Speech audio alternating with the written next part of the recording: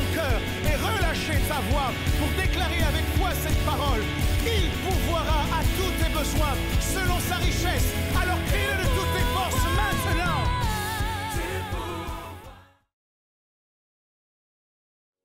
Ouvrons nos Bibles, s'il vous plaît, en Exode chapitre 12, versets 7 à 9.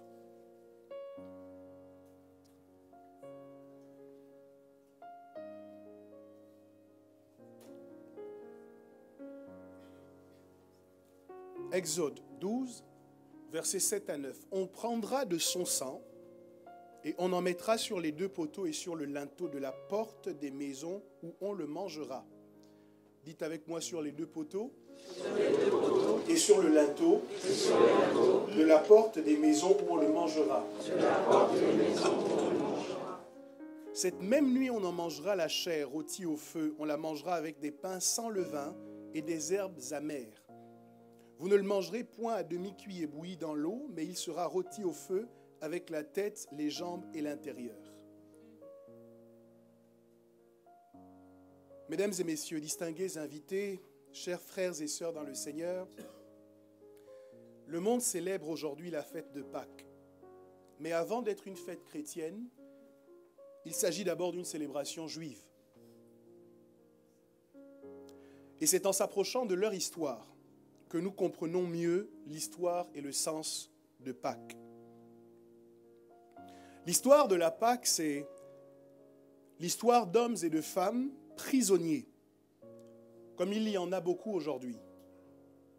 Certes, non pas tous derrière les barreaux des maisons d'arrêt, mais souvent prisonniers de leur peur, prisonniers de certaines addictions, de comportements destructeurs, de souvenirs douloureux, de la culpabilité suscitée par nos actes manqués. Je dis que parmi nous, il y a beaucoup d'hommes et de femmes qui se sentent emprisonnés. Les prisons de notre siècle sont si nombreuses qu'on comprend mieux la soif inaltérable de plus de liberté qui se manifeste avec tant de passion. Pâques, c'est justement la fête de la liberté, de la libération du peuple hébreu par la puissance de Dieu du joug de l'oppresseur égyptien. Cette délivrance s'est faite, curieusement, autour d'un repas. En d'autres termes, Pâques est l'histoire d'un combat que nous avons gagné sans avoir à nous battre. C'est l'histoire d'une délivrance qui a eu lieu sans que nous n'ayons besoin de lutter. C'est l'histoire d'une libération qui s'est acquise pour nous de façon totalement gratuite, mais qui a coûté à un agneau sans défaut qui, lui, a été immolé. Cette délivrance s'est faite autour d'un repas, ce qui nous fait penser à la déclaration du psalmiste dans le psaume 23, où il déclare, en parlant de Dieu, « Tu dresses une table en face de mes adversaires. » Alors que je suis en face d'une armée ennemie, le réflexe de tout homme serait de lutter de toutes ses forces pour s'en sortir. Mais le Dieu que nous avons nous encourage au contraire à nous asseoir et à manger. Parce que lui, il s'occupe de la guerre. Je dis, ce Dieu combattra pour toi. Amen. Elle s'est faite, cette délivrance, autour d'un repas qui comprenait 3 éléments. Premièrement, les herbes amères. Ensuite, le pain sans levain. Et enfin, l'agneau. Je vous parlerai plus en profondeur de ces 3 éléments, mais pour faire le lien avec la série dans laquelle nous sommes impliqués, souvenez-vous qu'après la réjouissance à Gilgal, les enfants d'Israël, qui s'étaient d'ailleurs réjouis autour de la Pâque, se sont nourris. Alléluia. Et nous allons parler un peu de nourriture ce matin. Leur réjouissance autour de la Pâque, dont je vous ai parlé la semaine dernière, nous a fait réaliser que le fondement de notre joie doit être Christ. Nous ne devons pas laisser quoi que ce soit devenir la base de notre réjouissance de peur d'avoir une joie en dents de scie. C'est Christ qui doit être la source de notre joie.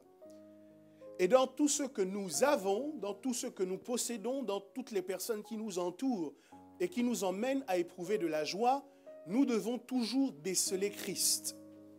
Nous devons, en regardant ce mari, cette femme que Dieu nous a donnée, nous réjouir de la voir, mais encore plus nous réjouir de ce que Dieu nous l'a donné.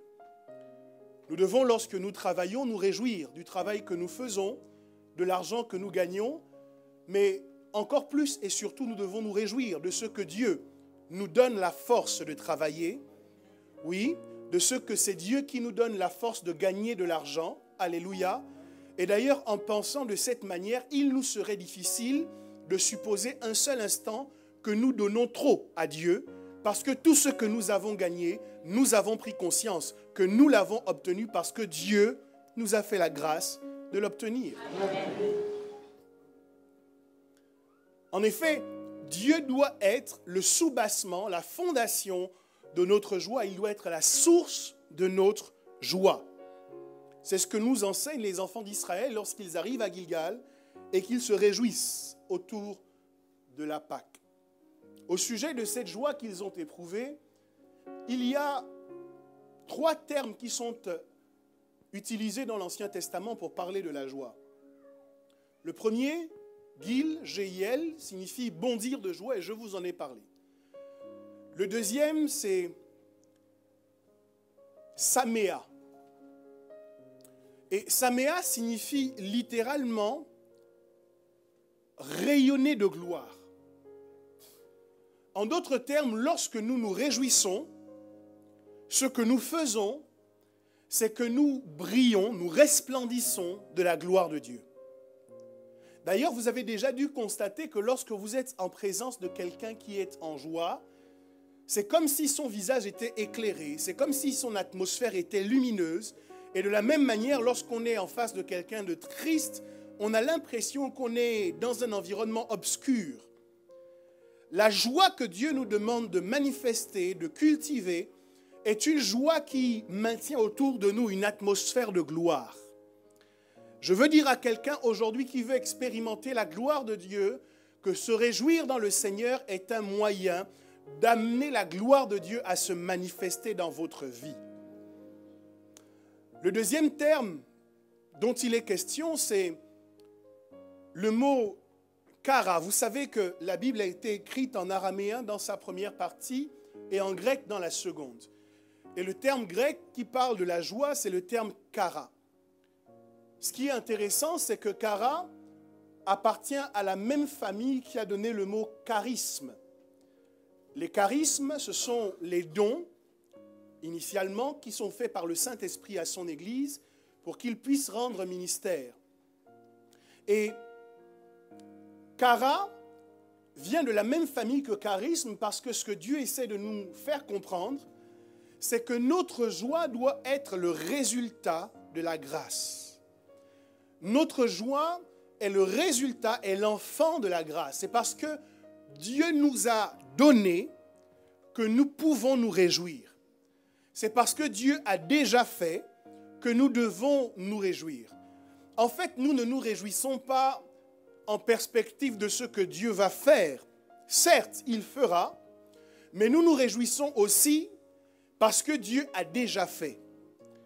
Le souffle de vie que nous éprouvons, que nous avons, la santé qui nous est maintenue, toutes les choses que nous possédons, sont autant de raisons de nous réjouir dans le Seigneur ce matin.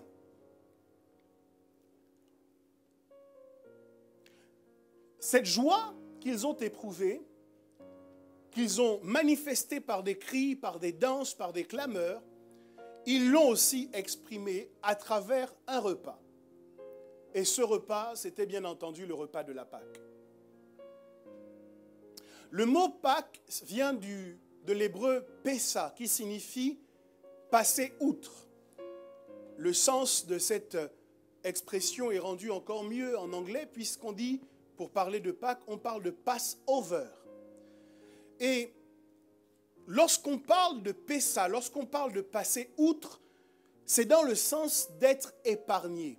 Dieu avait dit en effet aux Hébreux, « J'enverrai le destructeur, et lorsqu'il verra le sang que vous aurez mis sur les linteaux de votre porte, il vous épargnera. Il ne rentrera pas dans les maisons qui porteront le sang, mais il passera outre. » Et chaque fois que nous célébrons la Pâque, nous nous rappelons de ce qu'avec Dieu nous sommes épargnés. En fait, chaque fois que nous nous réjouissons autour de la Pâque, nous célébrons Dieu pour sa protection qui repose sur nous.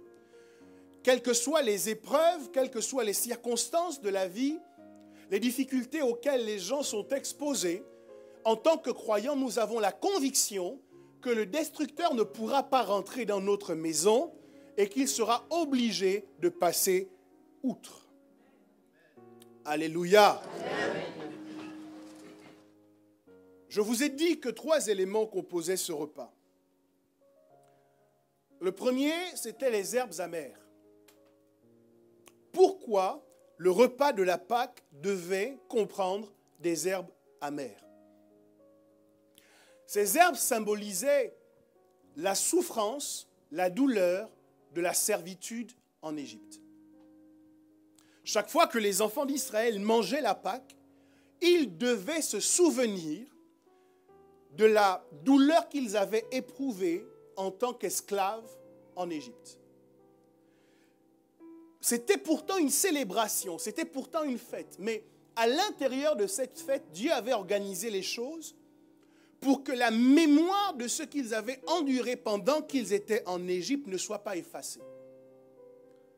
Et vous avez certainement constaté que dans notre parcours avec Dieu, à cause de la mémoire sélective que nous avons, nous pouvons être emmenés à oublier ce que nous avons subi lorsque nous étions dans le monde et remettre en question notre engagement pour Dieu en lui disant parfois, Seigneur, lorsque j'étais dans le monde, c'était plus facile pour moi de gagner de l'argent. Lorsque j'étais dans le monde, c'était beaucoup plus aisé pour moi d'avoir des solutions à tel ou tel problème. Maintenant que je suis chrétien, j'ai le sentiment que les choses sont plus compliquées. Pendant que nous célébrons la Pâque, Dieu tient à nous rappeler que lorsque nous étions en Égypte, nous n'étions pas heureux. Certes, nous mangions les concombres. Oui, nous mangions le poisson et la viande. Mais en Égypte, il n'y avait pas de place pour le bonheur. Et les herbes amères que nous mangeons au temps de la Pâque viennent remettre dans notre mémoire la clarté par rapport à cela, de sorte que nous puissions répondre au diable qui vient nous mentir en disant « avec moi tu étais mieux, avec moi tu serais mieux ». Lorsque tu ne respectais pas la loi de Dieu, les commandements du Seigneur, tu te portais mieux. Les herbes amères viennent nous permettre d'avoir dans notre bouche un goût qui nous permet de dire à Satan, tu ne réussiras pas à me mentir. Je sais que le meilleur endroit où je puisse être, c'est dans la présence de Dieu. C'est peut-être que la célébration ou la forme de la célébration a tellement évolué aujourd'hui. Au lieu de manger des choses amères à Pâques, nous mangeons des sucreries, nous mangeons des œufs, nous mangeons du chocolat. Et ça a complètement changé le sens de cette célébration, parce que finalement, pourquoi nous mangeons des sucreries? L'idée qu'il y avait derrière le fait de manger des herbes amères, c'était de dire « mon passé est passé et je n'y retournerai pas ». Et c'est peut-être parce qu'aujourd'hui, certains mangent des sucreries, qu'ils sont sans cesse en train de lorgner le passé et de se dire finalement ce n'était pas si mal avant. Tu as besoin de manger les herbes amères. Amen. Dis à ton voisin, souviens-toi du goût des herbes amères. Pâques, c'est l'occasion de se souvenir des situations tristes, alarmantes, destructrices, des mauvais comportements, des habitudes meurtrières, des habitudes destructrices que nous avions lorsque nous étions dans le monde. Et de réussir à faire le point entre où nous étions et où nous sommes. Parce que nous pouvons également nous décourager lorsque nous n'avons pas conscience du chemin qui a été parcouru. Mais se souvenir d'où Dieu nous a tirés et où Dieu nous a emmenés est salutaire et nous encourage à continuer avec lui. Les herbes amères rappelaient le fouet des Égyptiens. As-tu oublié, mon ami, que le diable ne demandait pas ta permission pour se servir de toi? As-tu oublié, bien-aimé, qu'il disposait de tes finances exactement comme il le voulait? Qu'il utilisait ta bouche pour blesser, pour détruire, pour faire du mal autour de toi? Les herbes amères nous rappellent que Satan est un mauvais maître. Et qu'en aucun cas il ne faut le regretter son influence. Chaque fois que nous sommes encouragés à repartir un comportement ancien, le goût des herbes amères doit nous rappeler que nous faisons fausse route.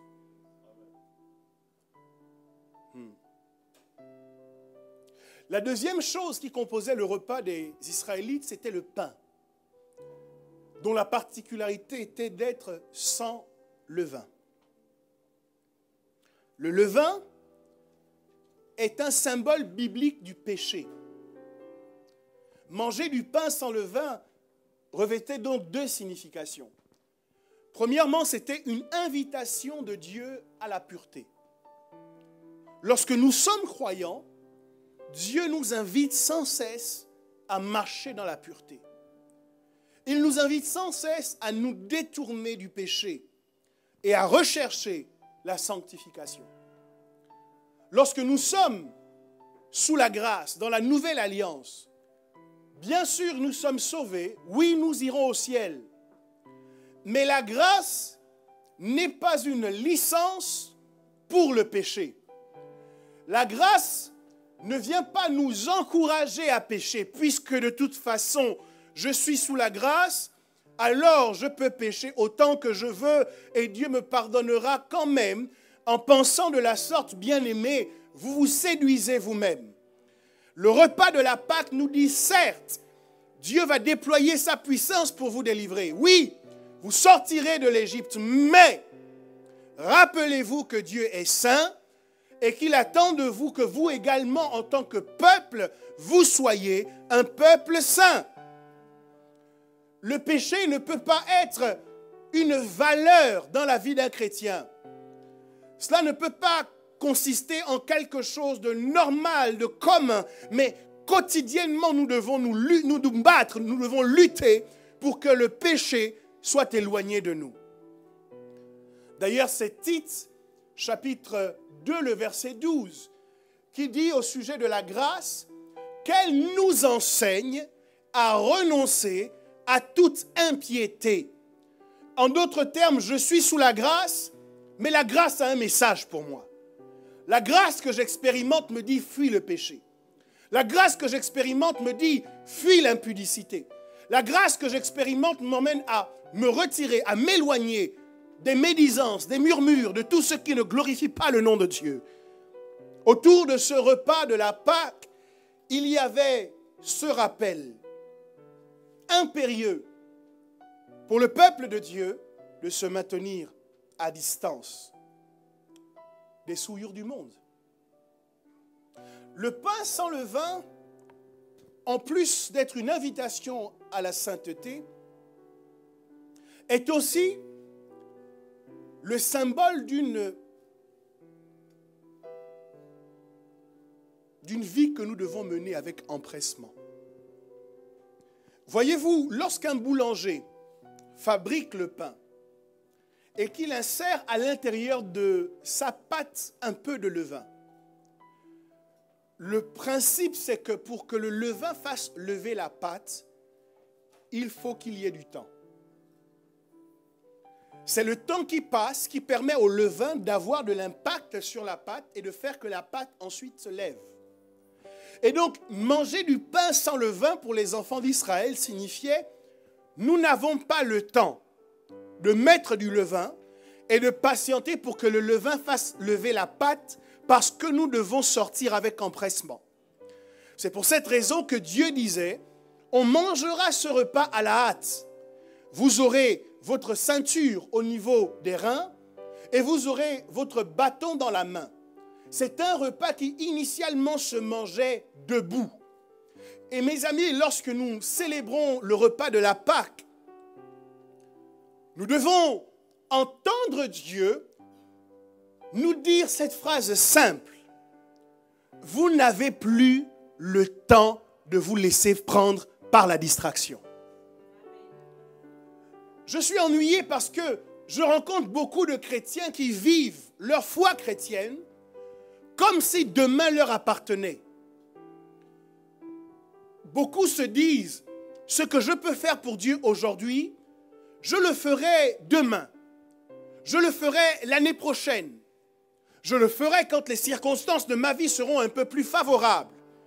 Et je veux vous dire, alors que nous célébrons la Pâque, que c'est une erreur de penser de cette manière.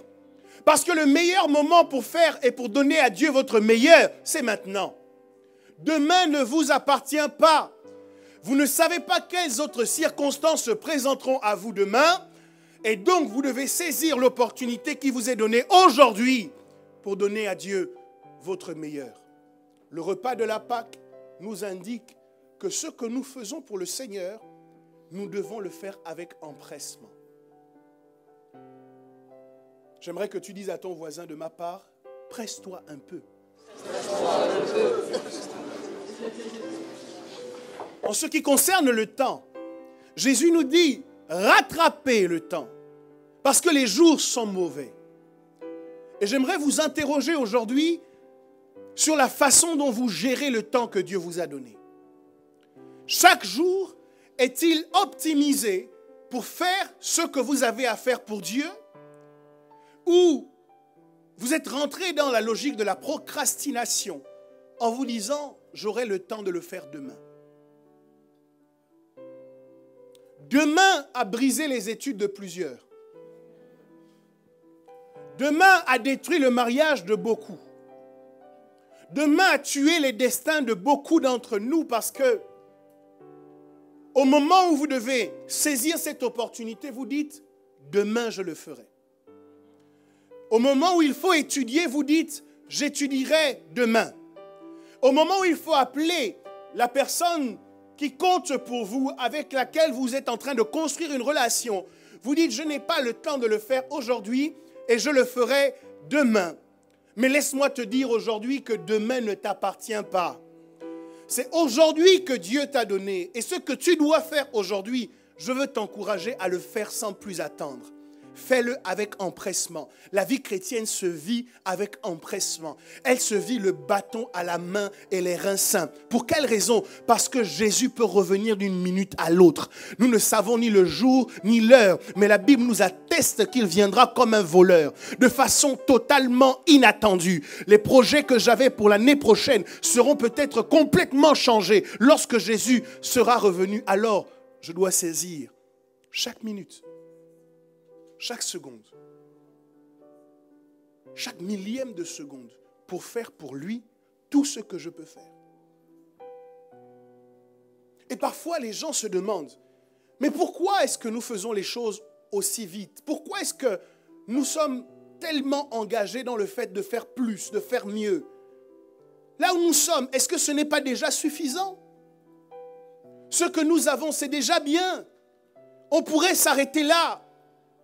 Mais en pensant de la sorte, ce que vous ignorez, c'est que demain ne nous appartient pas. Et que les temps favorables que Dieu met à notre disposition aujourd'hui, nous ne sommes pas certains qu'ils seront maintenus demain. Parce que nous restons quand même dans une guerre. Et que le diable essaie de manipuler les circonstances pour que peut-être un scandale arrive demain. Pour que peut-être un problème se présente demain. Qui fera que ce que nous voulions faire, nous ne soyons plus en capacité de le faire. C'est pourquoi les gens qui travaillent avec moi ont dû se rendre compte que je n'aime pas remettre à demain ce qui peut être fait maintenant. Je l'ai appris lorsque je travaillais dans le domaine de la louange. chaque fois qu'on achetait un instrument, du matériel musical, et qu'on l'emmenait dans la salle, moi je me disais, peut-être qu'on peut attendre le jour du culte pour le brancher et pour programmer ou pour utiliser le matériel.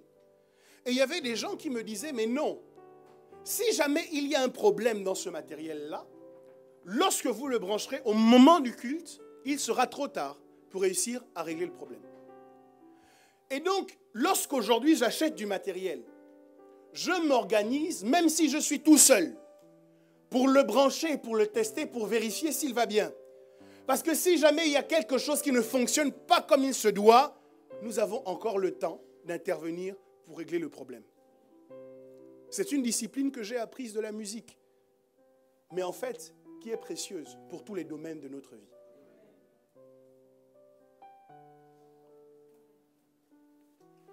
Le pain sans levain nous dit, faites vite. Vous avez quelque chose à faire pour Dieu? Faites-le maintenant. Ne dites pas, mais pasteur, la semaine prochaine, on pourra le faire quand même. Non, la semaine prochaine ne vous appartient pas. Combien de fois vous avez dit, nous ferons cela à tel moment? Parce qu'aujourd'hui, les circonstances ne s'y prêtent pas. Et quand vous êtes arrivé au moment que vous aviez marqué, il y a de nouvelles circonstances qui se sont présentées, qui rendaient la situation encore plus compliquée. Est-ce que je parle à quelqu'un? Si vous avez déjà expérimenté cela, alors vous savez que le meilleur moment pour servir Dieu, dis à ton voisin, c'est maintenant. Le meilleur moment pour étudier, c'est maintenant. Le meilleur moment pour prier, le meilleur moment pour lire ta Bible, le meilleur moment pour demander pardon, c'est maintenant. Ouais.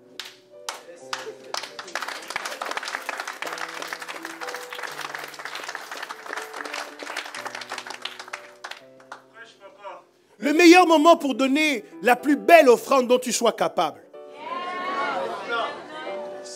Le meilleur moment pour t'engager, esprit, âme et corps, à faire avancer l'œuvre de Dieu, c'est maintenant. Un homme avait beaucoup récolté et il a élargi ses greniers, mettant sa récolte à l'intérieur en disant, mon âme, réjouis-toi, tu as beaucoup de biens. Et Jésus dit que cet homme, la nuit même, a vu son âme lui être redemandée. Nous ne savons pas quand nous partirons à la rencontre du Père. Nous ne savons pas quand l'énergie... Je peux vous surprendre, je n'ai plus 20 ans.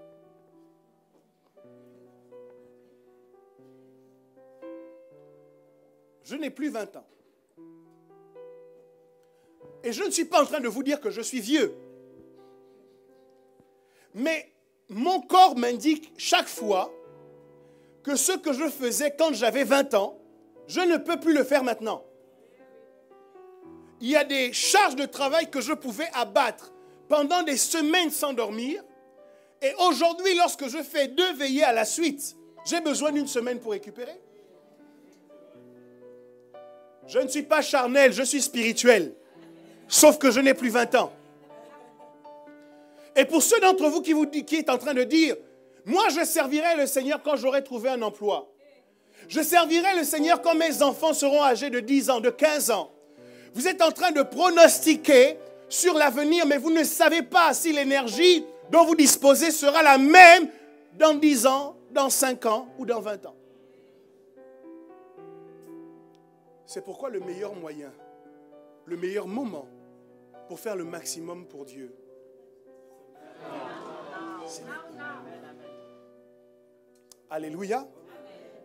C'est ce que le pain sans levain nous indique. Il faut vivre pour Dieu à 200%. On n'a pas le temps des murmures, on n'a pas le temps des critiques, on n'a pas le temps de considérer ce que les autres pensent de nous, ce que les autres disent de nous. On est debout, les reins saints. La ceinture que Dieu nous amène à porter, c'est la ceinture de vérité.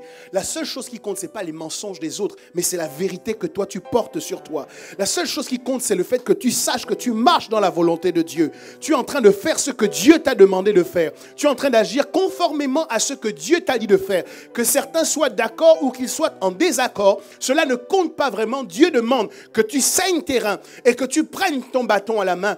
Ton bâton, c'est l'image des compétences, des talents que Dieu a mis en toi. Dieu veut que tu les saisisses maintenant. Au lieu de zioter en permanence sur ce que les autres possèdent et que toi, tu ne possèdes pas, Dieu dit, prends ton bâton à la main pendant que tu manges la Pâque.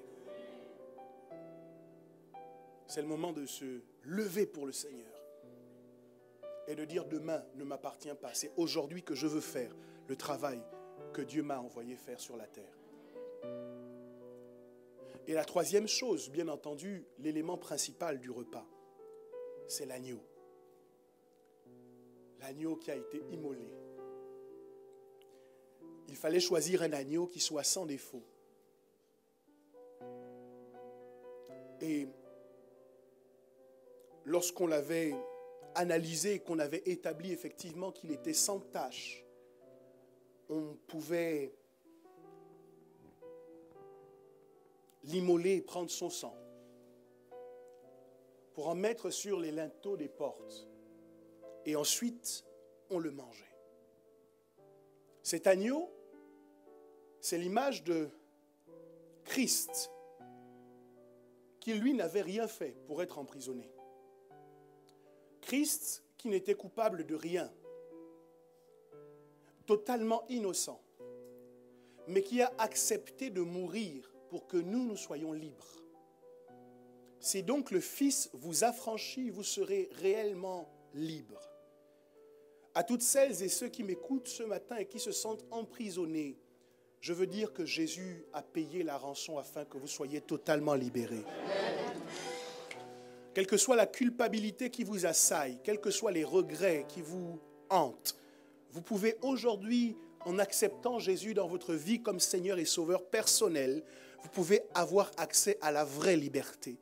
Une liberté qui ne dépend pas des lois des hommes, mais qui est fonction de ce que Dieu a agréé le sacrifice de son Fils. Dieu a tant aimé le monde qu'il a donné son Fils unique, afin que quiconque croit en lui ne périsse pas, mais qu'il ait la vie éternelle. Jésus s'est donné afin que nous soyons libres. Alléluia. Et curieusement, on nous explique qu'on prenait le sang de cet agneau et on le mettait sur les linteaux des portes et sur les poteaux. Les constructions de l'époque avaient des linteaux en bois. Et sur le mont Golgotha, c'est sur une croix en bois que le sang de Jésus a été répandu. Le sang devait être mis sur le bois. Et on comprend pourquoi Jésus devait mourir sur le bois. Parce que les linteaux des portes des enfants d'Israël étaient faits de bois. Et la porte, c'est quelque chose d'extrêmement important. C'est par la porte que l'on entre dans une maison. Ce que j'essaye de vous dire, c'est qu'il est probable que de la même manière que les linteaux des portes des enfants d'Israël ensanglantés permettaient de rentrer quelque part, de la même manière la croix de bois sur Golgotha, où le sang de Jésus a été aspergé, permettait de rentrer quelque part. Je viens dire que cette croix était en fait une porte. Oui. Je viens dire que cette croix était en fait une porte. Et de la même manière que la porte des Hébreux leur permettait de rentrer dans leur maison, la porte de la croix nous permet à nous de rentrer dans notre maison. Écoutez, sur la terre où nous vivons, nous sommes des pèlerins, nous sommes des étrangers, nous sommes en voyage. Mais la croix est la porte par laquelle nous rentrons chez nous, et chez nous, c'est la Jérusalem céleste. C'est notre patrie. Or, cette patrie nous était fermée parce que le sang n'avait pas encore été versé sur le bois qui composait la porte du ciel.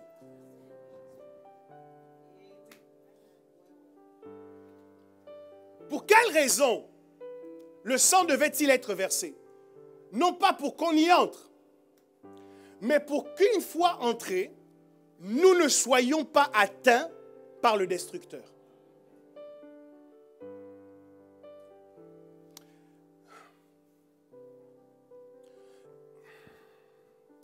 Le livre le plus ancien de la Bible, c'est le livre de Job.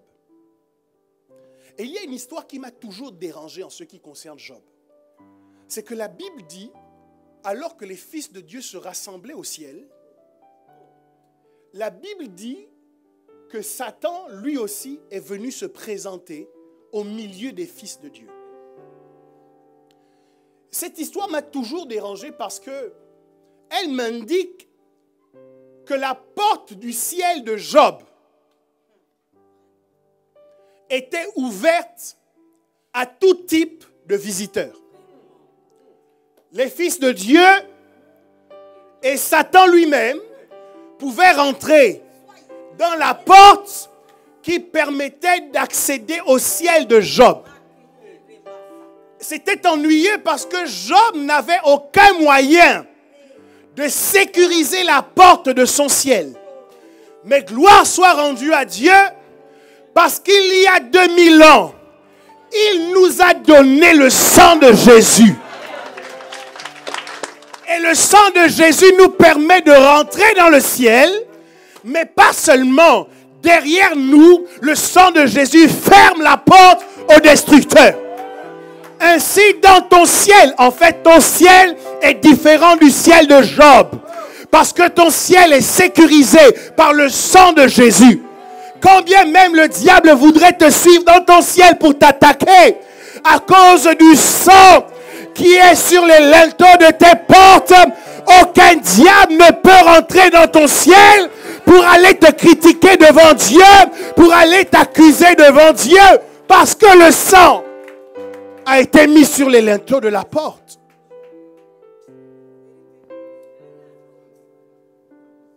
Je veux rassurer un chrétien aujourd'hui en lui disant que sa position en Christ est inattaquable. Si le sang d'un agneau a permis de protéger les enfants d'Israël de l'action du destructeur, à combien plus forte raison le sang de Jésus qui est apposé sur le linteau de notre porte empêchera le diable de rentrer dans notre ciel pour nous faire du mal. Notre position en Christ est inattaquable. Nous sommes solidement plantés, enracinés, quelle que soit la tempête, quels que soient les vents, quelles que soient les actions de l'ennemi. Je veux que tu saches, mon ami, que tu es en sécurité en Christ. Tu es caché sous le ferme rocher. Et aucun diable ne pourra t'atteindre. Aucun diable ne pourra toucher ton destin. Aucun diable ne pourra toucher tes grâces. Aucun diable ne pourra s'arroger ta bénédiction. Aucun diable ne pourra... Non, je dis aucun diable ne pourra te faire dévier du chemin que Dieu a tracé pour toi. Parce que lorsque tu es rentré, lui-même, il a fermé la porte. La Bible dit que lorsque Noé et ses enfants sont rentrés dans l'arche, c'est Dieu lui-même qui a fermé la porte de l'arche derrière eux. Je veux dire que Dieu a fermé la porte derrière nous. Il a fermé la porte à la maladie. Il a fermé la porte à la pauvreté. Il a fermé la porte à toutes ces choses négatives. Elles sont restées derrière nous. Elles ne nous suivront pas dans son lieu saint. Elles ne nous suivront pas dans notre ciel. Parce que le sang a été posé sur le bois. Rappelle-toi comment tu es rentré au ciel. Tu peux être inquiet si tu es rentré par la fenêtre. Mais si tu es rentré par la porte qui est Jésus-Christ, alors il y a un système d'alarme qui s'est automatiquement enclenché, qui fait que le diable ne pourra pas y entrer. Sauf que c'est bizarre. Parce que si vous lisez l'histoire d'Égypte, vous arriverez certainement à Joseph. Et du temps de Joseph, les Égyptiens, parce qu'ils étaient tenaillés par la faim, se sont eux-mêmes vendus à Pharaon en disant, désormais, nous et tout ce que nous possédons dans le pays, nous serons la propriété exclusive de Pharaon. Alléluia. Or, quand j'arrive dans cette histoire de la Pâque, je me rends compte que dans un pays qui normalement avait été totalement vendu à Pharaon, les enfants d'Israël avaient la capacité de dire de certaines habitations quelles étaient leurs possessions en Égypte. Écoutez, on ne pouvait pas aller mettre le sang de l'agneau sur la maison d'un Égyptien. On ne pouvait pas aller mettre le sang de l'agneau sur la maison de quelqu'un d'autre. Dieu a dit, chacun mettra sur les portes et les linteaux de sa maison le sang de l'agneau. Donc, pour que la Pâque puisse être complètement célébrée, il fallait que les enfants d'Israël aient une possession en Égypte. Dieu veut absolument sécuriser quelque chose, mais ce quelque chose doit appartenir. Certains d'entre vous vous dites, mais nous sommes dans un environnement là où il nous est difficile de posséder quelque chose. Dieu dit, je veux sécuriser, mais je veux sécuriser ce qui t'appartient. En d'autres termes, pendant que nous sommes dans un environnement qui est coercitif, dans un environnement qui nous oppresse, Dieu a mis à l'intérieur de nous les ressources pour que nous soyons quand même capables de créer des systèmes pour accroître nos possessions. Il y a quelques années, la crise économique a frappé de plein fouet notre société. Ce que je crois dans mon fort intérieur, c'est que Dieu a le souhait que ses enfants soient préservés de toute forme de crise économique. Le sang de l'agneau peut le faire. Amen. Tu as manqué une bonne occasion de dire Amen. Amen. Parce qu'il y a eu la crise, il y a eu des gens qui ont perdu leur travail. Ce que je crois, c'est que Dieu peut s'organiser pour qu'en temps de crise, toi, tu sois promu dans ton entreprise. Amen. Et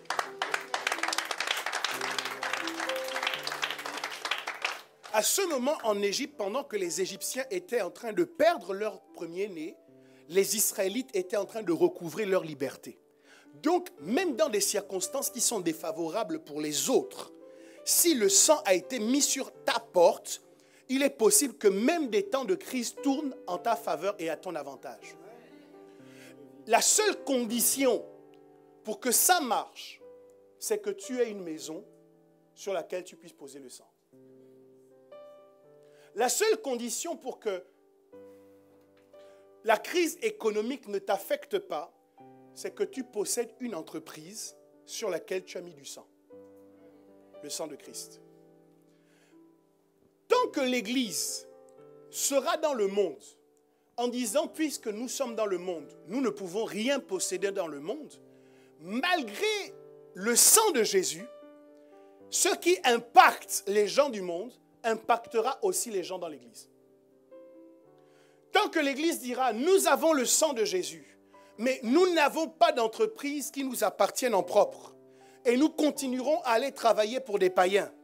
Ce qui va se produire, c'est que quand le destructeur touchera les païens, par ricochet, ça touchera aussi les chrétiens. Qu'est-ce qui fait qu'en temps de destruction, le peuple de Dieu soit préservé? C'est que le peuple de Dieu possède une maison sur laquelle il a pu mettre le sang de Jésus. Qu'est-ce qui fait qu'en temps de crise, les chrétiens seront préservés? C'est qu'ils auront créé des entreprises. Ils auront employé leurs frères et leurs sœurs. Ils auront mis en place un autre système économique qui fera que même lorsque la crise viendra, elle ne les impactera pas parce qu'ils auront possédé quelque chose sur quoi ils auront pu mettre le sang. Ma question est la suivante. Qu'est-ce que tu possèdes aujourd'hui, Église, qui te permet d'être totalement protégé et préservé de ce que le diable est en train de faire dans le monde?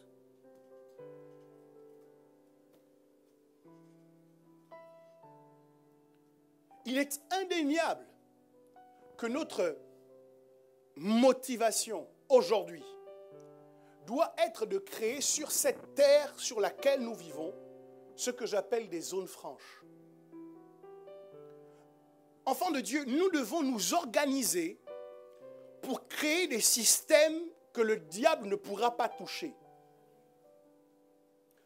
Nous devons nous organiser pour implanter des structures que le diable ne pourra pas atteindre. Parce que la protection est là, mais tout contrat d'assurance doit porter sur quelque chose que vous possédez. On n'assure pas ce qui appartient à quelqu'un d'autre. Demande à ton voisin de ma part, qu'est-ce que tu possèdes que Dieu peut protéger?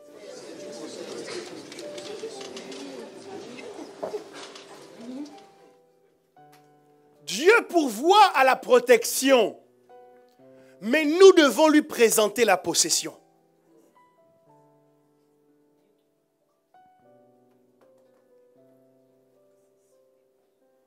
Chacun d'entre nous, nous devons nous battre parce que nous savons que le destructeur est relâché, que le diable est en train de se mouvoir dans nos sociétés.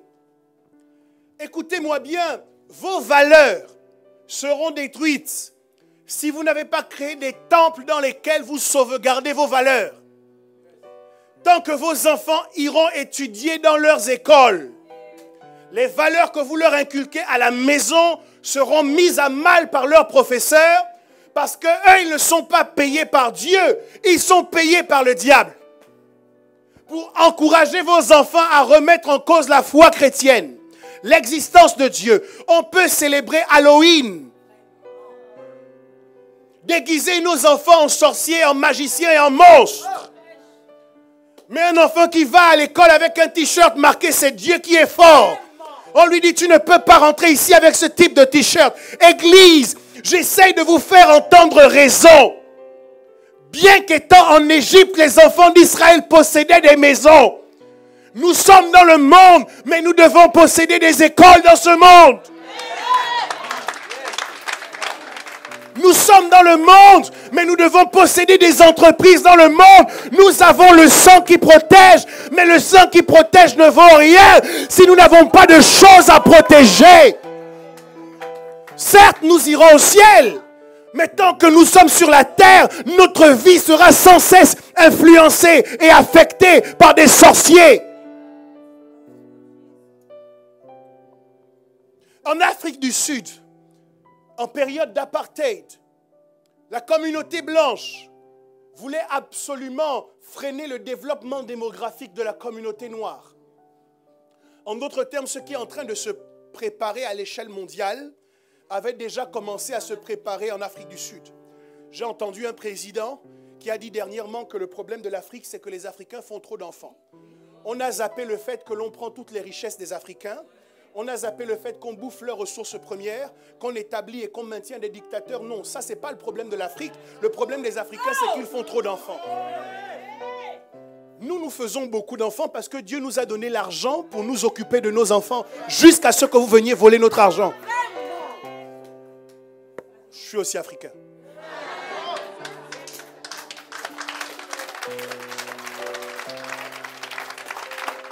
Notre problème, ce ne sont pas nos enfants.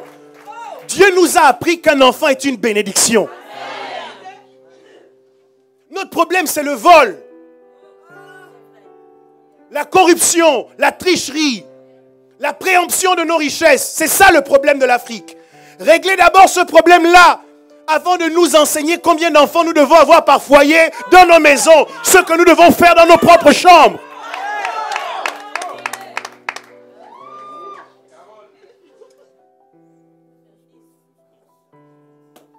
Bref, craignant la progression démographique des Sud-Africains noirs, la communauté blanche a commencé à mobiliser des scientifiques qui ont génétiquement modifié le lait.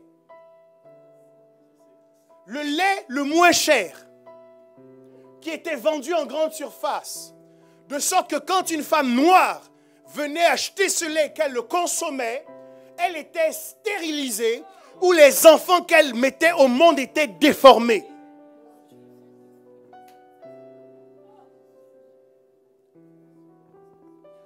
Le seul problème avec nous, c'est que nous ne comprenons pas qu'aujourd'hui, il n'y a pas de problème de race. Il y a un problème d'esprit. C'est Dieu contre le diable. Et pour freiner la progression des chrétiens, le diable s'organise pour affecter et influencer les chrétiens, pour qu'ils ne prient pas bien, pour qu'ils ne cherchent pas leur Dieu, pour qu'ils ne le glorifient plus, pour qu'ils ne le célèbrent pas, pour qu'ils soient chrétiens de nom, mais pour qu'ils en renient ce qui en fait la force. Et donc, ils vous organisent des plannings de travail qui sont oppressants. Ils vous organisent des paiements doubles lorsque vous travaillez le dimanche parce qu'ils ne veulent pas que vous alliez à l'église. Ils s'organisent pour mettre dans les aliments que vous mangez des matières de plus en plus cancérigènes. Des enfants, des jeunes filles de 7 ans, de 8 ans qui commencent à voir leurs règles et on trouve ça normal. C'est parce qu'on est dans un environnement qui s'organise pour détruire encore plus le genre humain. Ça doit nous déranger. Les Israélites étaient en Égypte. L'Égypte qui appartenait à Pharaon. Ils étaient esclaves en Égypte, mais ils ont réussi à posséder des maisons. Quand est-ce que tu posséderas ton école? Quand est-ce que tu posséderas ton entreprise? Quand est-ce que tu posséderas ton entreprise qui fabrique l'alimentation? Quand est-ce que tu posséderas ton entreprise qui fabrique des vêtements? Quand est-ce que tu posséderas?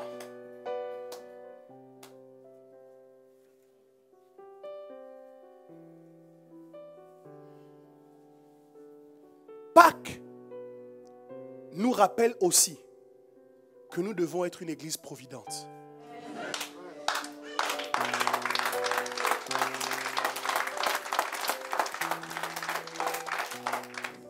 Et j'annonce que la protection de Dieu viendra sur ce que toi tu entreprends.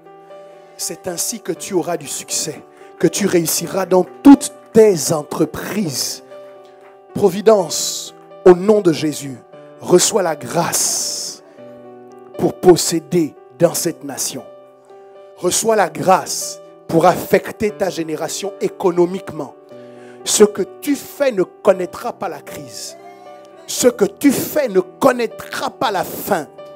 Dans le nom de Jésus, que le sang de Christ sécurise tes biens, sécurise tes enfants, sécurise ce que tu possèdes.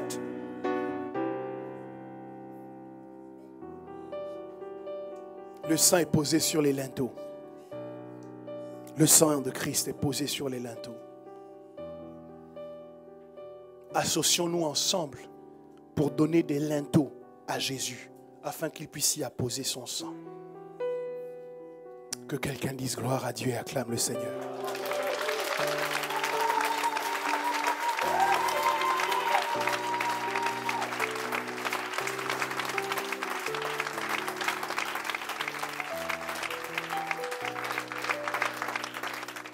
Vous êtes un membre de cette armée que Dieu veut relâcher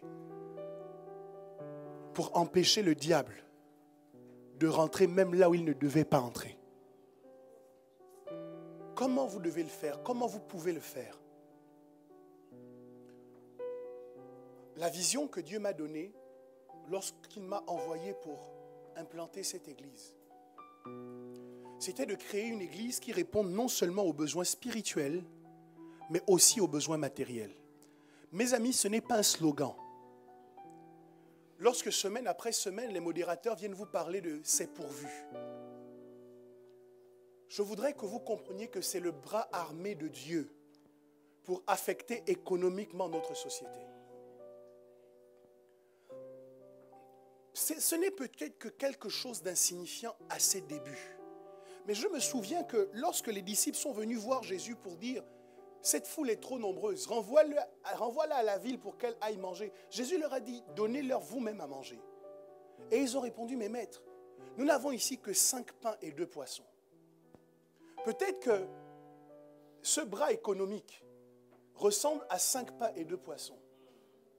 Mais par la prière de Jésus, ce qui nous semble insignifiant peut être multiplié et rendu plus efficace que ce que des païens mettent en place. La seule chose qu'il nous faut, c'est mettre à disposition de Christ nos 5 pains et nos 2 poissons. C'est que chaque personne ici, chaque semaine, fasse le point sur ses différents besoins et se dise, plutôt que d'aller prendre mon argent pour le dépenser ailleurs, est-ce que je peux chercher dans la maison de Dieu quelqu'un qui peut répondre à ce besoin-là? Pas gratuitement parce qu'on n'est pas des mendiants. Et nous ne demandons pas qu'on fasse pour nous des œuvres caritatives, ce que nous voulons, alors que nous avons de l'argent. c'est de payer pour que notre besoin soit satisfait. Simplement, il faut juste que nous réorientions nos finances. Ça demande des sacrifices. Parce que nous avons été habitués à une certaine façon de consommer. Ça demande de prévoir plus longtemps à l'avance. Ça demande aussi d'accepter quelques imperfections au départ. Ça demande tout cela.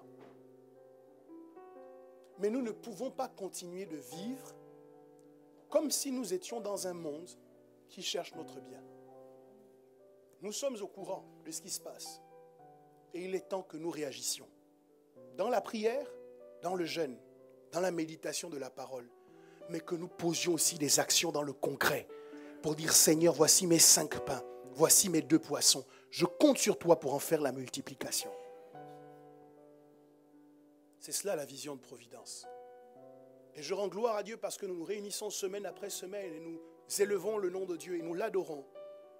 Mais je souhaite que ce soit planté dans les cœurs de chacun d'entre nous. Le fait de se dire, spirituellement mes besoins sont satisfaits, mais comment je fais pour que mes besoins matériels trouvent également satisfaction dans la maison de Dieu? Est-ce que je parle à quelqu'un ce matin? Est-ce que les conseillers de Providence Entreprise peuvent se lever? Ce que je veux faire, ce que j'essaye de vous dire, c'est que chaque fois que vous les voyez se lever, ce qu'ils font est spirituel. Chaque fois qu'ils se lèvent et qu'on vous parle de C'est pourvu, qu'on vous parle de Providence Entreprise, on est en train de vous parler de quelque chose de spirituel. C'est-à-dire que Dieu organise l'Église afin qu'elle ne soit plus obligée d'aller demander à Pharaon à manger, mais qu'elle puisse elle-même pourvoir à ses besoins. Vous les avez identifiés. Changez votre façon de consommer. Je ne demande pas que vous consommiez plus, mais réorientez simplement votre consommation. Alléluia. Vous les avez identifiés? C'est bien. Vous pouvez vous rasseoir. Pâques nous invite aussi à poser des actions dans le concret pour que la protection puisse se manifester dans nos possessions. Alléluia. Providence, Providence, une fois d'avant.